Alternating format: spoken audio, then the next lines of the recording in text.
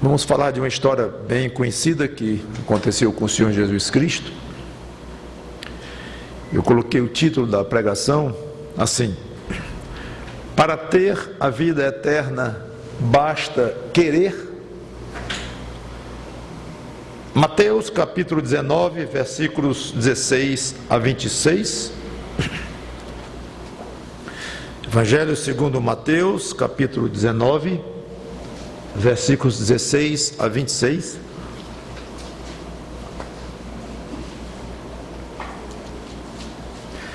Para ter a vida eterna, basta querer.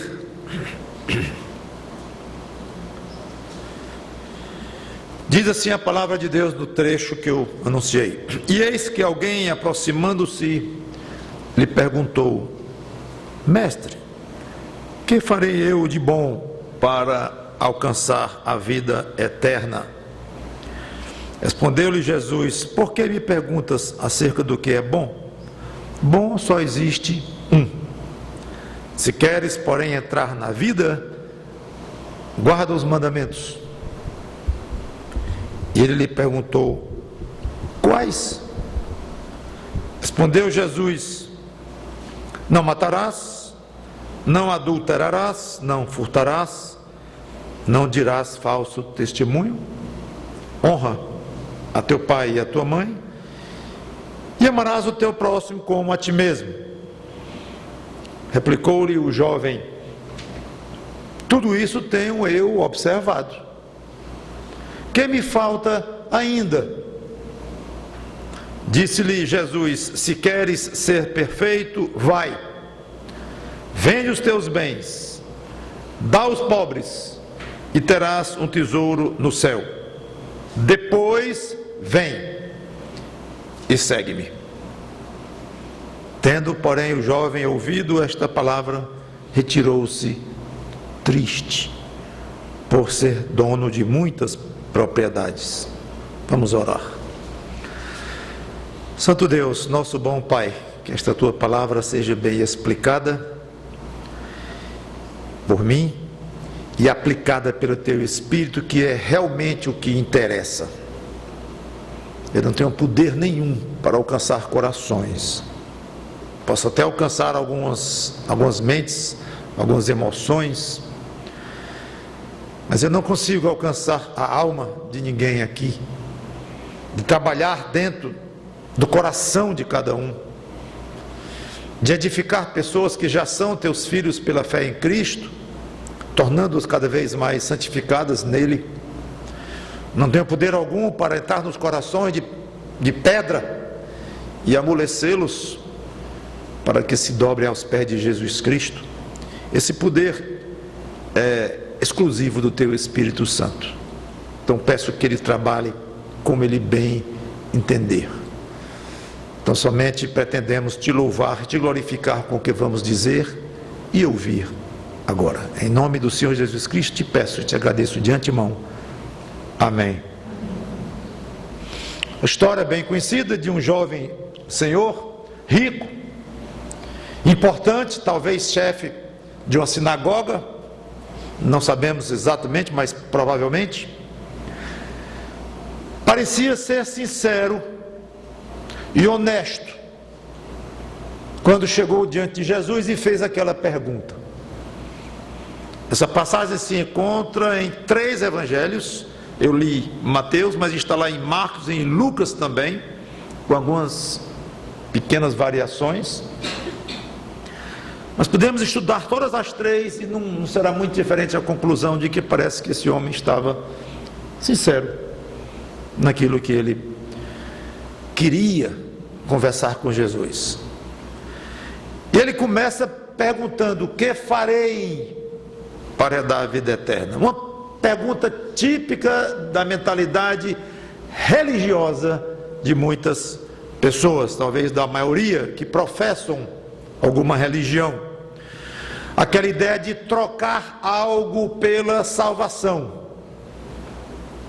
Eu faço alguma coisa e, como um prêmio, ou como um reconhecimento de Deus, eu ganho a salvação ou a vida eterna. Religião é isso, muitos pensam, e da maneira como inventaram essa questão de religião, acaba sendo mesmo assim. Tem algumas normas para serem seguidas, alguns dogmas a serem acreditados ou cridos. Se eu acredito, eu cumpro essas normas, sou um bom religioso, faço isto, faço aquilo, não faço isto, não faço aquilo, pronto, e agora eu vou receber como troca a vida eterna. Errado. Religião não é isso na Bíblia. Se ele tivesse perguntado: Senhor, qual é o caminho para a vida eterna? Ele teria respondido com muito prazer: eu. Quer vida eterna? Olha para mim, me segue, sou eu. Esquece fazer alguma coisa, seguir preceitos e normas. Mas ele queria fazer alguma coisa, então Jesus disse: quer fazer, faça, cumpra os mandamentos. Pronto. Aliás, se qualquer pessoa no mundo quiser ir para o céu, cumpra os mandamentos. É só cumprir os mandamentos. Esquece Jesus. Só tem um pequeno problema, pequena maneira de falar. Um problema impossível é que ninguém nesta raça humana perdida tem condições de cumprir os mandamentos. Não cumpre nenhum totalmente, plenamente, quanto mais os 10 mandamentos. 10 por causa da tábua da lei de Moisés, mas são muito mais do que 10, claro, a lei de Moisés de uma maneira geral. Então por que Deus deu os 10 mandamentos? Por que Deus deu a lei de Moisés? Se ele sabia que ninguém iria cumprir, por que Deus fez isso? Para mostrar ao homem que, através de observâncias e de comportamentos e de atitudes, ninguém estaria em condições de chegar ao céu diante dele, porque ninguém conseguiria. Foi para isso que Deus deu a lei, os 10 mandamentos, porque daí viria a pergunta óbvia: e agora? A humanidade está toda perdida? A resposta de Deus seria e é um retumbante sim. Então não há maneira de eu chegar até a tua presença e gozar a eternidade contigo. Não há maneira, não. Tu fazendo coisas que me agradem, não há maneira, porque todos nascemos pecadores depois que o pecado entrou em Adão, entrou no mundo através de Adão. Todos estamos perdidos, não há quem busca Deus, não há nenhum sequer. Acabou. E é precisamente aí que entra o plano da salvação pela fé em Cristo. Eu não vou explicar em detalhes, mas essa introdução é importantíssima, é fundamental para entendermos o espírito, o sentido da lei, que nós conhecemos como lei de Moisés. É para mostrar que não temos condições e precisamos de uma outra solução. E a solução que Deus apresentou é: a segunda pessoa da Trindade viria a este mundo numa forma humana, se encarnaria como um ser humano, gerado pelo próprio Espírito Santo no ventre de uma moça, de uma virgem chamada Maria, nasceria dela, cresceria, adquiriria forma adulta, sem pecado algum. Esse nunca teria pecado, então esse poderia então adquirir diante de Deus uma condição de dizer: Senhor, permita-me fazer alguma coisa por esta raça perdida, porque eu posso fazer isso, porque eu pertenço à raça humana. Ele é homem, também ele é Deus, mas eu não tenho pecado algum. Permita-me derramar o meu sangue, porque Deus já tinha dito que através do sangue aqui poderia haver remissão, pois o meu sangue é puro, é limpo de pecado. Eu não preciso derramar o meu sangue por mim, porque eu não tenho pecado, mas eu me proponho a morrer por aqueles que vierem a crer em mim. E os que já passaram por este mundo antes de mim, antes da encarnação, os que tiveram fé na tua palavra e creram na tua pessoa, na tua palavra, e Deus aceitou. Então este é o plano da salvação pela fé. Basta ter fé, basta crer que Jesus Cristo é o que a Bíblia diz que Ele é, fez o que a Bíblia diz que Ele fez. Crê nisso, e uma vez crendo, obviamente, o entrega ao Senhor Jesus Cristo, como vamos ver no desenvolvimento. Mas então tudo isso aqui eu falei para mostrar por que Jesus disse cumpre os mandamentos. Não é de má fé, não é porque sabia que ele não ia cumprir os mandamentos, coisa nenhuma aquele homem, mas ele queria fazer alguma coisa. Então Jesus Cristo o conduziu para um ponto em que o rapaz iria compreender. Até aí tudo bem para ele, cumpre os mandamentos. Ele disse quais? Interessante ele dizer quais, porque ele conhecia bem, tanto que quando Jesus falou a alguns, ele disse eu tenho feito isso tudo. Eu conhecia bem. Parece que ele ficou confuso e com aquela sensação de que faltava algo. Alguma coisa não ficou bem na mente dele, a ponto dele perguntar quais. Jesus alista os mandamentos relacionados com os homens. As tábuas de Moisés tinham mandamentos relacionados à pessoa para com Deus e a pessoa com relação aos seres humanos, aos seus próximos, aos seus semelhantes. Jesus puxa então a parte que fala da relação com os semelhantes. Ele sabia o que o homem iria responder, estava preparando o caminho para o final, aliás, um triste final.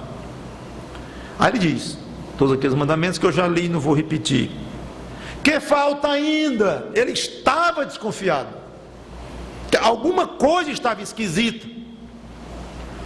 Ele sabia que não cumpria tudo aquilo com perfeição, de uma maneira plena, total. Ninguém consegue obedecer plenamente, como já comentei. Jesus não entra nesse mérito, não entra nessa discussão, e vai direto ao ponto. Meu amigo, você quer a vida eterna? Me siga. Acabou-se. Me siga. E aqui está a única condição para alguém ser salvo. Única. João capítulo 14, versículo 6. Quando ele próprio Jesus diz, eu sou o caminho e a verdade e a vida, ninguém vem ao Pai senão por mim. Então agora Jesus deixa de lado os mandamentos, pelo menos provisoriamente. Vamos já ver algo muito interessante, e ele vai então direto ao ponto, me siga. Porque aí ele não disse aqui, eu sou o caminho, a verdade e a vida, ele disse em outro lugar, em outra ocasião, mas não sei, pode ser que ele tenha dito até para o próprio homem naquele momento. Não é obrigado, certamente cada palavra que Jesus disse está aqui na Bíblia, não está, mas ele pode ter falado bem mais para aquele jovem rico sobre essa questão de segui-lo. Me siga, esse é o rumo, meu amigo, me siga. Qualquer outra condição que alguém colocar para ter a vida eterna é invenção humana, não tem valor. Não existe outra condição para alguém ter a vida eterna que não seja seguir o Senhor Jesus Cristo. Seguir significa, claro, reconhecê-lo como homem de Deus, como a Bíblia ensina, acreditar no que ele fez, honrar a pessoa dele, obedecer a pessoa dele, reconhecer que ele é Deus e você é uma mera criatura. E tudo isto está incluído na ideia quando dizemos, como ele disse, me siga. Está tudo isso incluído? Claro. Não é só segui-lo ali fisicamente. Judas Iscariotes seguiu Jesus durante 3 anos e meio e era filho do diabo, e foi para o lugar dele e traiu o próprio Jesus Cristo. Então, obviamente não é só um seguir físico, mas um seguir de coração. E como consequência viria o seguir físico naquele contexto ali. Mas pastor, o senhor está esquecendo de um detalhe muito importante. O senhor pulou. Quando Jesus disse para ele vender os bens e dar aos pobres, o senhor esqueceu essa parte e foi logo direto lá. Não, ele mandou que ele o seguisse, só isso. Pronto, isso é que era o necessário. Mas e vender os bens dele e dar para os pobres? Não esqueça não. Mas eu não esqueci. Aliás, um parênteses aqui, é interessante que Jesus não disse como muitos pastores chamados evangélicos de hoje. Para mim, eu não uso mais o nome evangélico. Para mim, eu não sou evangélico, eu sou crente no Senhor Jesus Cristo. O nome evangélico já está muito debochado. Mas muitos pastores evangélicos de hoje, fundadores de seitas, pastores televisivos e milionários, Jesus não disse, como eles gostam de dizer, para dar para o ministério dele, ou para a igreja dele, ou para ajudar a comprar o jatinho dele, ou fazer uma igreja gigantesca para 100 mil pessoas, enquanto faz a igreja gigantesca, faz uma mansão para si próprio, ao lado, ou bem perto, ou longe para ninguém ver. Não. Jesus não queria saber do dinheiro daquele homem, coisa nenhuma. Dê para os pobres. Dê para os pobres. Não dá para mim, para a minha igreja. Não quero saber disso não. Mas o fato é que ele disse, antes de mandar o homem segui-lo, ele disse, vá, vende o que você tem e dê aos pobres. Então quer dizer que esta condição está incluída para alguém ganhar a vida eterna? Atrapalhou tudo o que o senhor acabou de dizer, que é pela fé, somente pela fé em Cristo. Agora, é óbvio que Jesus coloca como uma condição para ganhar a vida eterna alguém dar tudo e vender e dar tudo que tem. Não. Para receber a vida eterna, bastava seguir o Senhor Jesus Cristo.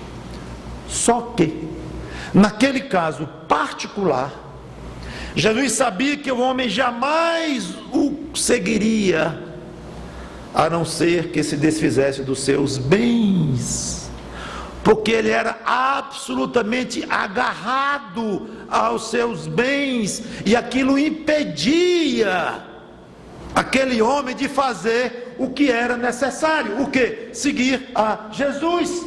Então não é vender os bens e dar aos pobres para ganhar a vida eterna. Era vender os bens e dar aos pobres, aquele homem, mostrando que ele conseguiu se desvencilhar daquele ídolo, ou daquele obstáculo que estava o impedindo de fazer a única condição necessária. O que? Seguir Jesus de coração. É isso. Não é preciso ser um Einstein para entender isso.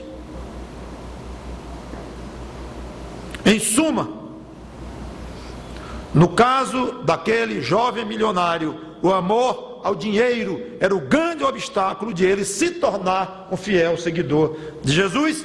E Jesus simplesmente não aceita um coração voltado para outra direção. Ele exige um coração totalmente dele. Quando ele diz me siga, é de todo o coração. Aliás, a própria lei de Moisés, falamos já bastante nela hoje, dizia: amarás ao Senhor teu Deus de todo o teu coração, toda a tua alma, todo o teu entendimento. Então não era novidade que Jesus estava dizendo.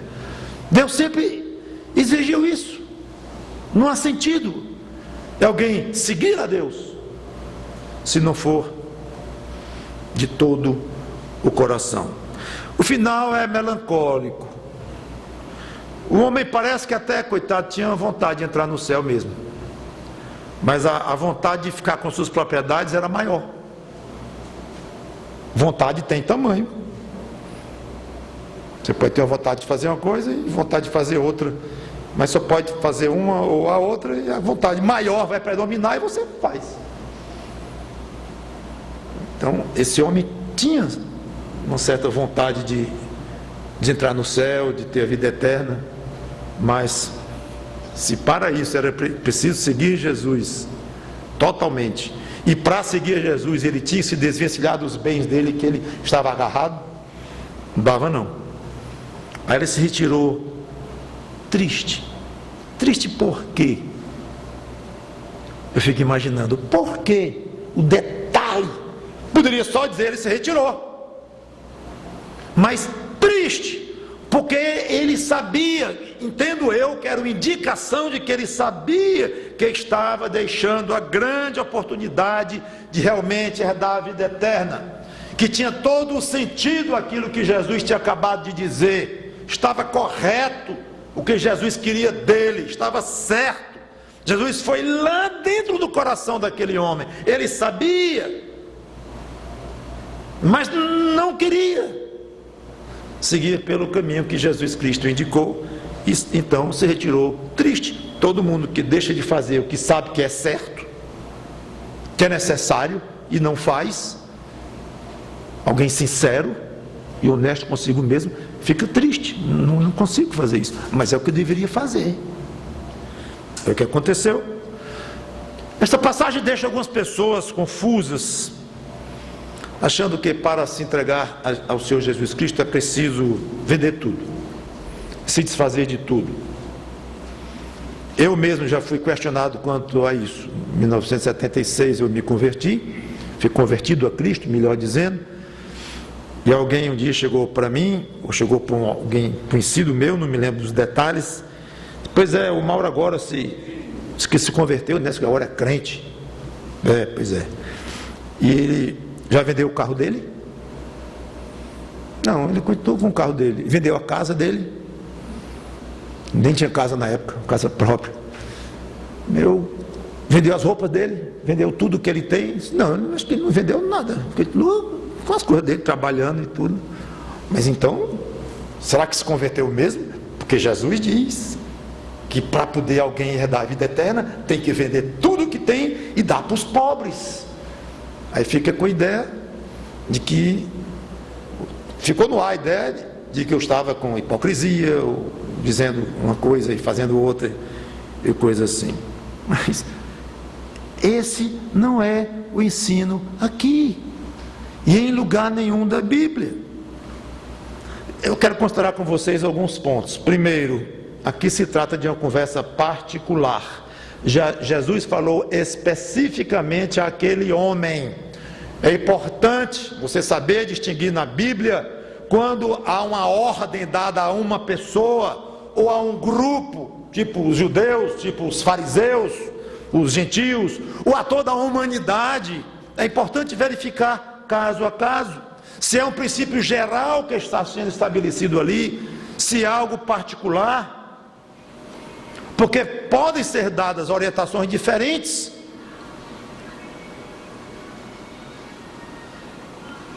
Quando se trata de conversas particulares. Jesus, ao chamar Mateus, que era publicano, cobrador de impostos, ele disse: me siga, venha e venha atrás de mim. Aí Mateus levantou-se e foi. Já o Gerazeno, que era endemoniado, e Jesus tirou os demônios dele, e ele implorou Jesus para segui-lo. Ele disse: não, vá para a sua casa e anuncie aos seus o que foi feito com você. Ué, então como é? Para Mateus ele disse: levanta daí e me segue. Para o Gerazeno lá ele diz: não me siga, mas eu quero te seguir. Não, eu não deixo. Vá para a casa dos seus pais, para os seus parentes e amigos, e anuncie o que eu fiz. Incoerência? Não. Casos particulares, diferentes. Então não há de se fazer uma doutrina em cima de um caso particular. Tudo isso faz parte de um estudo bíblico sério, responsável, correto, para que se entenda realmente o que a Bíblia ensina. É muito fácil debochar da Bíblia. É muito fácil encontrar incoerência na Bíblia. Desse jeito é fácil demais. Esse tipo de incoerência é fácil demais. Jesus manda coisa para um, manda coisa para outro, parece que não sabe o que quer. Momento, não é assim não. Não há incoerência nas Escrituras. Mas tem que estudar bastante, e com seriedade, com sinceridade, de propósito, crendo que ela é a palavra de Deus. Algumas coisas nós não entendemos da Bíblia de fato, são complicadas, mas não significa que deixou de ser palavra de Deus.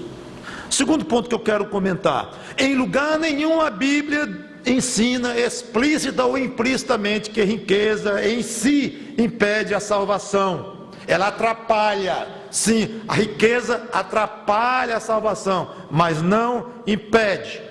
Aliás, logo após o diálogo com aquele jovem rico, quando o homem se retirou triste, Jesus estabelece um princípio geral, aí sim, válido para todos. Vamos aos versículos 24 e 25, para vocês verem. Agora é um princípio geral.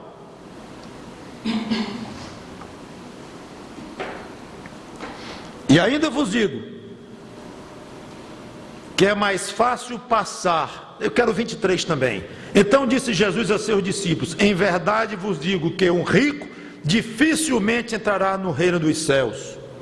E ainda vos digo que é mais fácil passar um camelo pelo fundo de uma agulha do que entrar um rico no reino de Deus. Ouvindo isso, os discípulos ficaram grandemente maravilhados e disseram: sendo assim, quem pode ser salvo? Jesus, fitando neles o olhar, disse-lhes: isto é impossível aos homens, mas para Deus tudo é possível. Então ele falou de algo impossível aos homens. O que? Um camelo passar por um buraco da agulha. E alguns ainda dizem que esse buraco da agulha não é realmente o buraco da agulha, era um portãozinho que tinha nos muros da entrada da cidade, e que um camelo para entrar tinha que se abaixar, então alguém para estar no reino dos céus tinha que se abaixar e tal, fazer algum esforço. Nada disso. Dizem os entendidos de fato, nas línguas originais, que significa exatamente isso. Camelo é camelo. Alguns ainda acham que é um fio grosso e tal, uma palavra parecida com uma letra diferente e tal. Não é. Camelo é camelo aqui. E buraco da agulha é um buraco de uma agulha. Mas, pastor, é ridículo imaginar um camelo entrar no buraco de uma agulha. E é ridículo imaginar um rico entrando no reino de Deus. Ridículo não, é impossível. E Jesus diz: eu sei.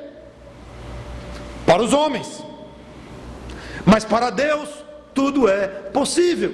Então ele foi realmente no nível da impossibilidade humana, ele concordou, mas disse: não se iludam, impossibilidade humana não significa impossibilidade para Deus. Mas ele não facilitou as coisas, ele não amaciou, não, depende aí e tal, não. Ele deixou no nível que estava. Mateus capítulo 6, versículo 24.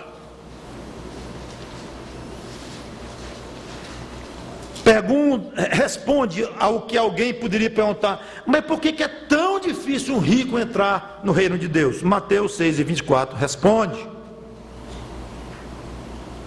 ninguém pode servir a dois senhores, porque ou há de aborrecer-se de um e amar ao outro, ou se devotará a um e desprezará ao outro.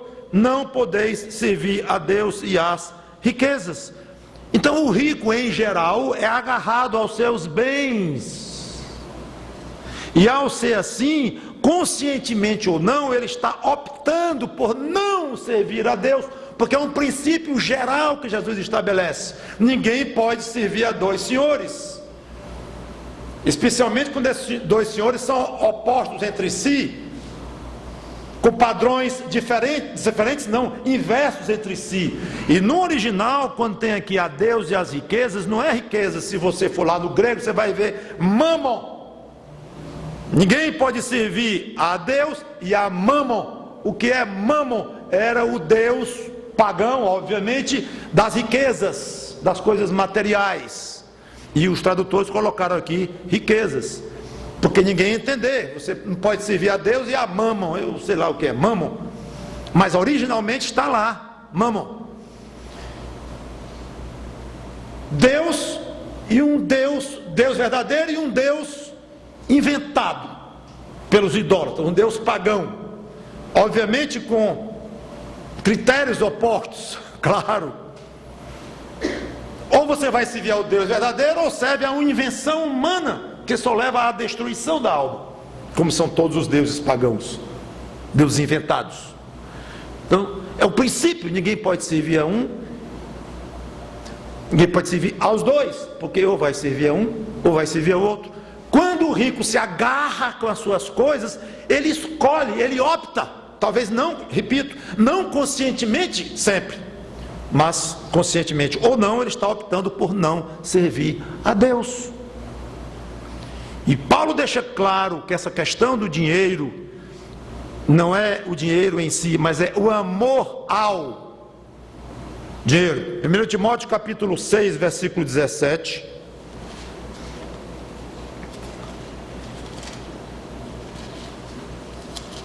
Diz assim, 1 Timóteo capítulo 6, versículo 17.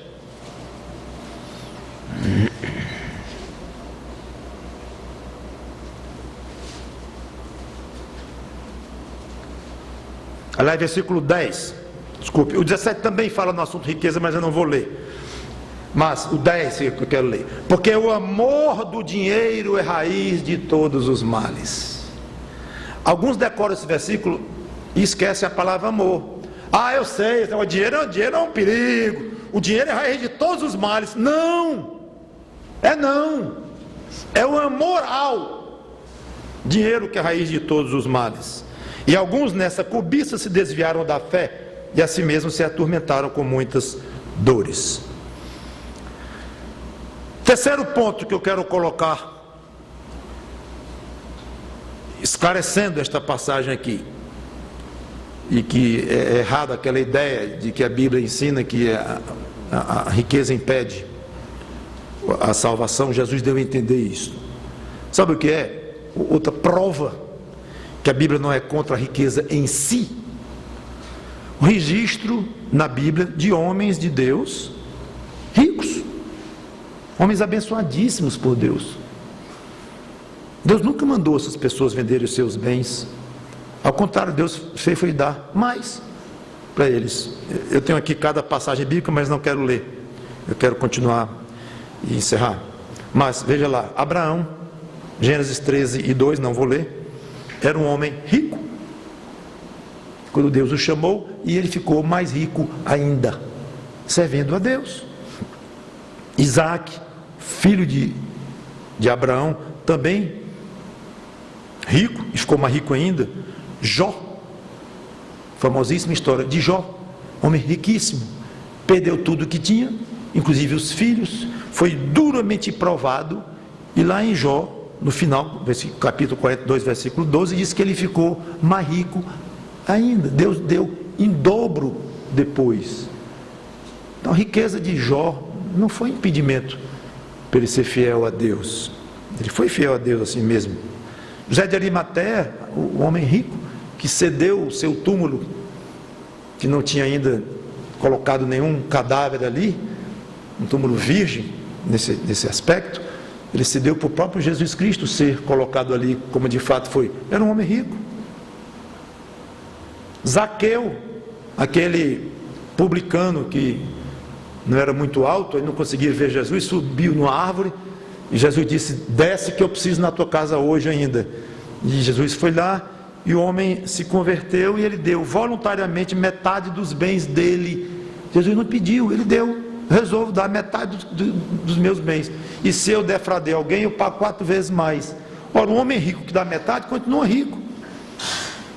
Então ele deu porque quis, Jesus não exigiu, mas ele deu, Zaqueu, e continuou com o restante dos bens dele.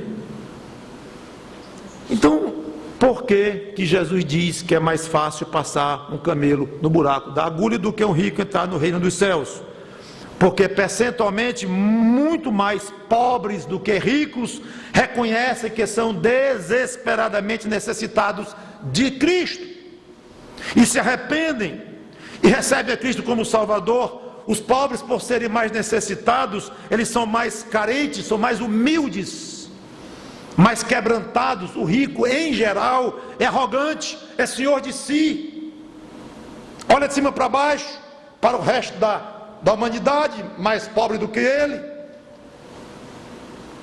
Então é muito difícil um rico, humilde de coração. Mas Deus diz que esse é o homem para quem Ele olha, o humilde, o que tem o espírito quebrantado. Deus tem horror ao homem de queixo levantado, arrogante, olhos altivos, que humilham os outros. Deus não comunga com pessoas assim, nem quer. E infelizmente esse tipo de atitude caracteriza muitos ricos. Não quer dizer que não tem um pobre, arrogante. Tem, claro que tem. E nem tem rico, humilde, claro que tem. Mas de maneira geral, como eu falei, de uma maneira de característica de um tipo e de outro tipo. Quero tirar 4 conclusões e encerrar. Primeira, o amor ao dinheiro e, claro, aos bens materiais, às coisas deste mundo, é grande obstáculo na questão da salvação da própria alma. Não o dinheiro em si, não os bens em si, mas o amor a eles. Sim. E não pense que essa pregação pouco tem a ver com você, porque você não tem riqueza, não é milionário, não é o dono do Facebook com seus 40, 50 bilhões, sei lá, os Bill Gates. Ao contrário, você anda muito liso. O pastor está falando aí de rico, não tem nada a ver comigo. Tem. Porque o perigo não é amor a milhões ou bilhões, o perigo é amor ao dinheiro, que pode ser milhares, ou unidades de dinheiro, dezenas. Não importa se é o amor ao seu Mercedes, ou amor ao seu carro velho, ou a sua bicicleta novinha ou velha, não importa, e é um laço que o diabo coloca diante de você. Se você pensa que tudo isso tem a ver só com o milionário, como você não é um milionário, tem pouco a ver com você. Você luta com o dia a dia até para pagar as contas no fim do mês, e vem o pastor falar para mim de riqueza e de milionários e tal. Cuidado. Todo esse tempo eu falei na riqueza, porque o homem era um homem rico, e é importante essa questão do dinheiro e dos bens, mas agora eu quero deixar muito claro: esqueça o rico e se concentre no seu caso. O amor às coisas que você tem pode ser um sapato furado, não importa, mas tenha muito cuidado com o tipo de relação que você tem com os seus bens. Sejam muitos ou sejam poucos, você corre o mesmo perigo dos que têm bilhões na sua conta. Segunda conclusão: não é apenas o amor ao dinheiro ou a coisas materiais compradas com o dinheiro que ameaça a vida eterna. É o amor a qualquer coisa que não seja Cristo que ameaça a vida eterna. Pode ser que o seu problema não é amor a dinheiro, quer você tenha muito ou pouco, não é o caso. Você é generoso com o que você tem, você é liberal, você gosta de dar para quem não tem, você não fica agarrado contando dinheiro. Pode ser, não é o problema, independente do seu padrão financeiro, mas talvez você seja muito agarrado a você mesmo. Ou seja, o seu problema não é amor ao dinheiro, mas ao ego. Cuidado. Tanto cuidado quanto o que tem amor às coisas materiais. Porque é qualquer coisa que não seja Cristo que ameaça a vida eterna. Para o outro é a profissão. Não é muito raro você conversar com pessoas que parece que venderam a alma por um PhD, por um doutorado. dedicam anos e anos e anos, sacrificam família, sacrificam relacionamento com a esposa, com o marido, para fazer cursos e cursos, não sei onde, pode ser qualquer lugar do mundo, mas vai, e o dia a dia também é cheio de tarefas, de empregos, de responsabilidades, de estudos, e para crescer mais, e ser uma sumidade na sua profissão, na sua área, na sua função. Cuidado, este amor pode estar exagerado, esse amor à sua profissão. Para outro, uma outra pessoa pode ser o problema. A sua esposa pode ser um problema, seu marido pode ser um problema, seu filho pode ser um problema, alguém que já morreu e a quem você acredita poderes divinos para orar, rezar, ou seja o que for, por pessoas mortas há muito tempo, mas a quem você dedica um tipo de louvor, um tipo de reverência ou adoração, o nome que você queira dar, além do que é para dar para Deus.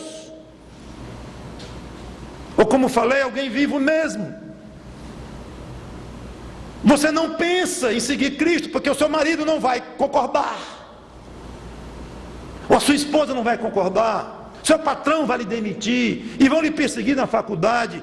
Neste ponto você colocou algo acima do amor a Cristo, que não tem nada a ver com dinheiro, repito, mas alguma coisa assumiu uma posição tal, e aí Jesus Cristo diria para esse tipo de pessoa: você quer me seguir?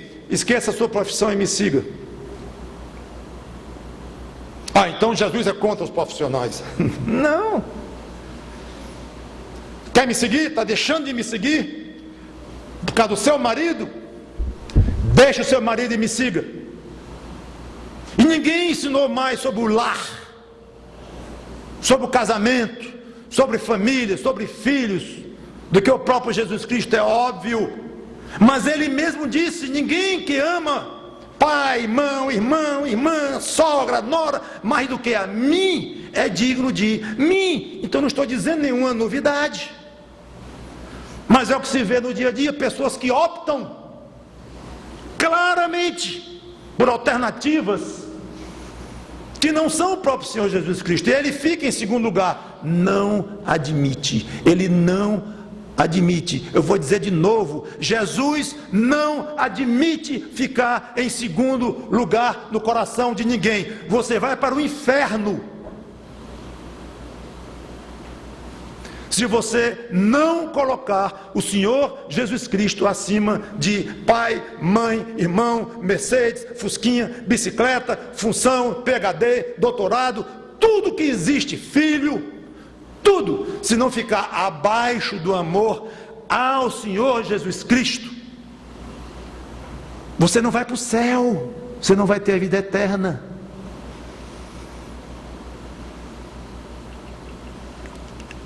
Jesus veio morrer por uma classe de pessoas. É minha terceira conclusão. Os pobres. Não, que pobres? Os pecadores. 1 Timóteo 1,15 diz que ele veio morrer pelos pecadores, do qual sou o principal. Não vou ler a passagem. Os pecadores.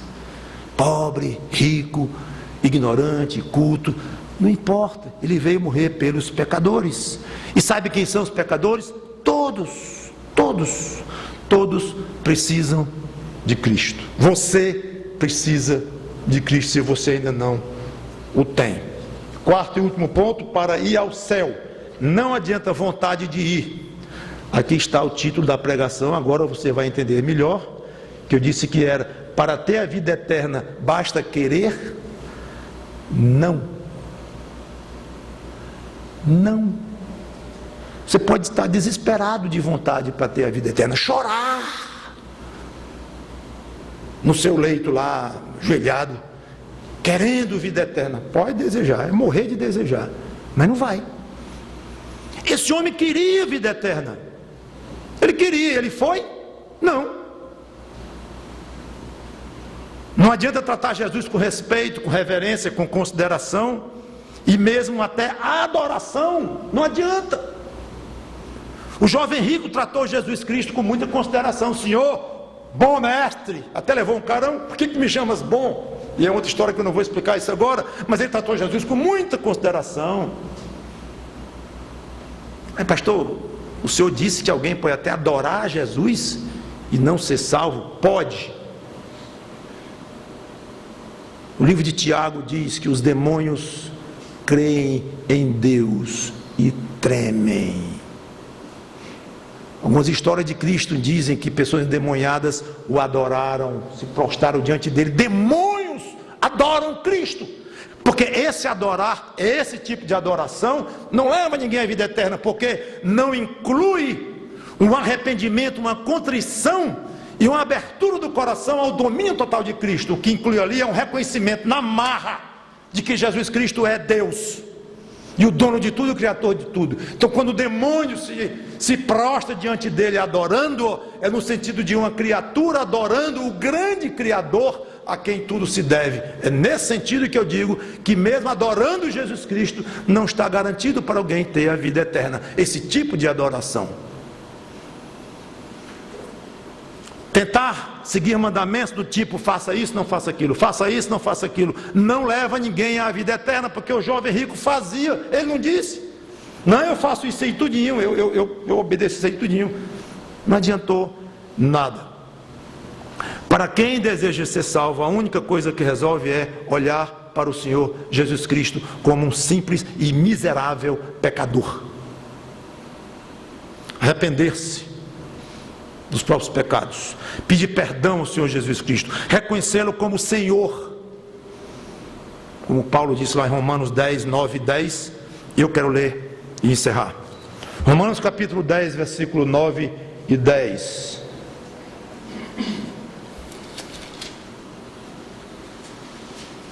Se com a tua boca confessares a Jesus como Senhor, e em teu coração creres que Deus o ressuscitou dentre os mortos, serás salvo. Porque com o coração se crê para a justiça, e com a boca se confessa a respeito da salvação, reconhecendo Jesus como Senhor. Por fim, dispor-se a obedecê-lo. Uma vez ele disse, está lá em Lucas 6,46, eu não vou abrir, mas ele disse assim: por que me chamais Senhor, Senhor? E alguém quer completar? E não fazeis o que eu mando. Não é o que eu peço, não é o que eu sugiro. Jesus não pede nada a ninguém, não. Jesus não sugere nada a ninguém, não. Jesus não implora nada a ninguém, não. Jesus manda, Jesus ordena. Porque Ele é Deus, Ele é dono de tudo. Então vocês chamam a mim Senhor, Senhor bonito, né? Mas não fazem o que eu mando. Oh, bom mestre, o que eu faço para dar a vida eterna? Me segue. Oh. Vende tudo e me segue. Oh. Sou rico, tenho muitas coisas, eu não consigo viver sem minhas propriedades, eu morro sem elas. Me chama de bom mestre e não faz o que eu mando. Típico. A qualquer pessoa que seguir por esse caminho de olhar para o Senhor Jesus Cristo como pecador, se arrepender, pedir perdão, crer nele como Senhor, dispor-se a obedecê-lo, ele acolherá com muito amor. Lá em Marcos, que eu não vou ler, mas está em 10 e 21, na passagem paralela dessa história do jovem rico, sabe o que diz lá? É que Jesus o amou. Ele olhou para aquele rapaz e o amou. E olhe, ele estava recusando Jesus como Salvador. Como se diz, na cara, na frente de Jesus, diante do próprio. Me siga. Não. Mesmo assim Jesus o amou. Ainda mais quando trata-se de, agora, é um amor tal que aquele homem vai para o inferno. Ou deve ter ido. Se ele morreu naquela atitude de coração, com certeza. Jesus disse. Então, ele não teve a vida eterna. Então, ser amado por Deus não significa ter vida eterna. E agora estou falando num ponto complicado, complexo, que é o amor de Deus sobre a raça humana, sobre pecadores perdidos, sobre crentes eleitos. Não vou entrar nisso agora. Livros e livros são escritos por isto, e é um assunto até muito complicado, mas eu quero lembrar. Então você lê no para-brisa de um carro: sorria, Jesus lhe ama. Mensagem esquisita, estúpida, vazia. Vazio não quer dizer nada de nada, apenas confunde e me irrita. Coisas que usam a Bíblia, mas de uma maneira sutil, típica do diabo. Sutil, que não leva a nada, que ilude, engana e deixa no ar coisas importantes. Então Jesus te ama, e daí? Ama como? Que tipo de amor? Ele ama a natureza dele inteira, ama a criação dele inteira, e quer dizer por isso que você vai para o céu? Não, não quer não, porque ele amou o jovem rico, e o jovem rico, pelo menos até aquele momento, era um homem destinado ao inferno. Então, cuidado com isto. Trate de correr para os pés dele, e fazer como aquele publicano diante, lá no templo, orando, batendo no peito: Senhor, Senhor, sê propício a mim, pecador. Essa é a atitude diante de Deus. Senhor, sou pecador, me salve em Cristo, me salve em Cristo. Com certeza, independente da sua condição financeira, do seu lar, da sua origem, da sua situação familiar, profissional, religiosa, seja o que for, a sua atitude diante de Cristo é o que vai definir a sua vida eterna, se vai tê-la ou não vai tê-la. Quanto a nós que já tivemos a felicidade de termos sido salvos pelo Senhor Jesus Cristo, só nos resta agradecer a Ele, sermos coerentes com a atitude de uma adoração gostosa, obediente, dia após dia, e alertar as pessoas, coitadas, ingênuas, mal informadas, sobre o que realmente a Bíblia ensina sobre vida eterna. Vamos orar. Obrigado, Senhor Deus, pelo Teu Filho Jesus Cristo, que é o caminho e a verdade e a vida. Obrigado por sabermos, porque Ele mesmo disse que ninguém vai a Ti, ó Pai, sem Ele. Obrigado por nós que já fomos agraciados com a bênção da fé, já exercemos esta fé diante de Ti, em nome dEle, Cristo. E agora eu te peço, por quem ouviu e ainda vai ouvir esta pregação, que se quebrante diante de Cristo.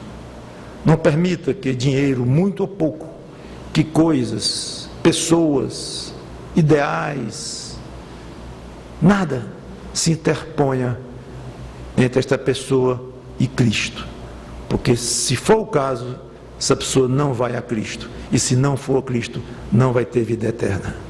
É em nome dele, Cristo, nós te pedimos pela salvação das pessoas que ainda não têm esta graça. Amém.